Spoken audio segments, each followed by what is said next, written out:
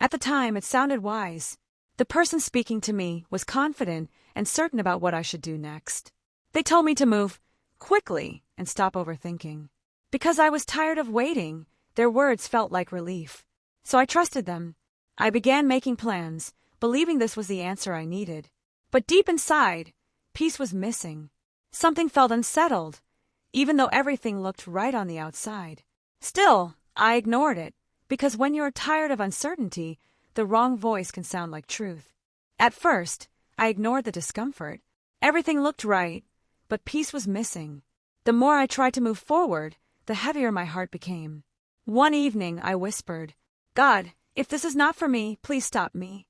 And for the first time, I stopped listening to other voices and paid attention to what I felt inside. At first, I tried to ignore the discomfort. Everything looked right on the outside, yet deep inside, peace was missing. The more I prepared to follow that advice, the heavier my heart became. I kept telling myself I was just nervous, but every time I tried to move forward, something in me hesitated. One evening, while sitting alone, I whispered, "God, if this is not for me, please stop me." It was a simple prayer, but honest. And for the first time, I stopped listening to every other opinion and paid attention to what was happening inside my spirit. The next day, something unexpected happened. A door I thought would open suddenly closed. Plans shifted. Messages changed. What seemed certain became uncertain overnight. At first, I felt frustrated. I wondered why everything was falling apart when I had already convinced myself this was the right path. But later that same week, truth surfaced. What I had been encouraged to trust carried risks I had not seen.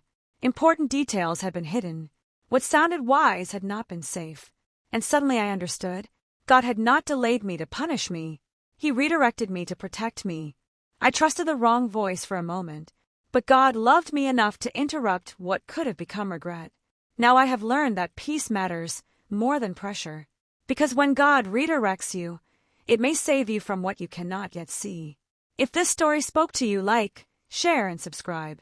Someone may need this reminder before following the wrong voice.